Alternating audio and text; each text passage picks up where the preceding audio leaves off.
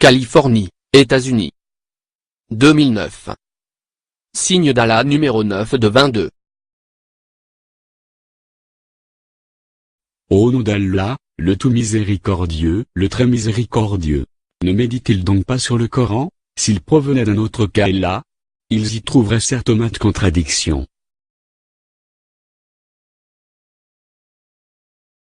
Petite parole, très petite parole, les scientifiques ont étudié la manière dont différentes créatures communiquent, les dauphins dans l'eau, les chimpanzés sur terre, et les oiseaux en vol.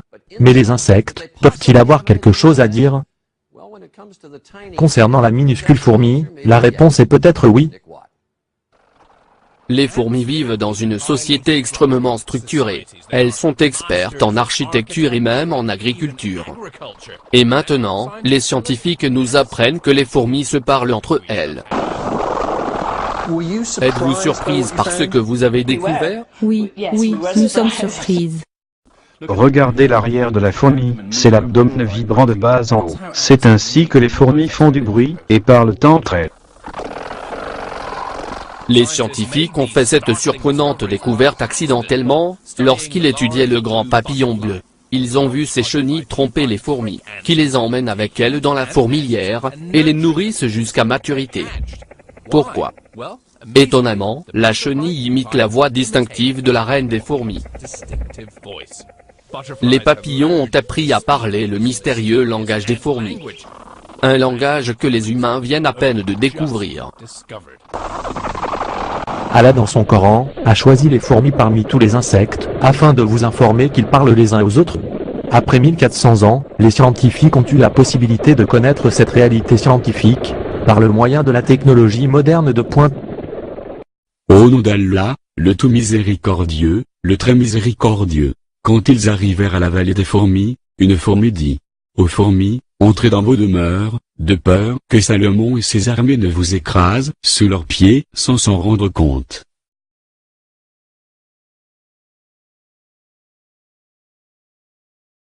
Cinq nouvelles découvertes scientifiques réalisées par le biais de technologies de pointe sont révélées dans ce verset, avant 1400 ans. Tout d'abord, Allah décrit les structures souterraines des fourmis, récemment découvertes, comme étant une vallée des fourmis avec de nombreuses habitations.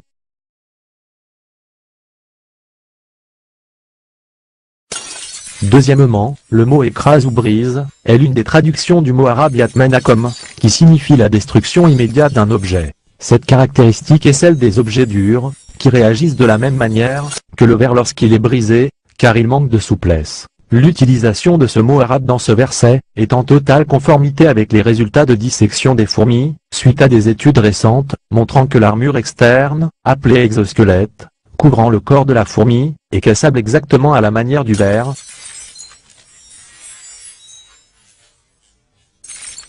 Troisièmement, Allah révèle l'existence d'un organisateur du trafic, responsable de l'organisation du trafic des fourmis, et avertisseur de tout danger qui pourrait s'approcher. Comme il s'est avéré dans les études récentes du chercheur Graham Curie. Quatrièmement, Allah informe que la fourmi responsable de la garde d'autres fourmis, et de l'organisation du trafic, est de sexe féminin, ceci est en confirmation totale, avec les résultats des études scientifiques récentes. Enfin, ce verset révèle également que les fourmis parlent les uns aux autres, ce qui est une découverte récente, scientifiquement prouvée. Au nom d'Allah, le tout miséricordieux, le très miséricordieux. Telles sont les paraboles que nous citons aux gens. Cependant, seuls les savants les comprennent.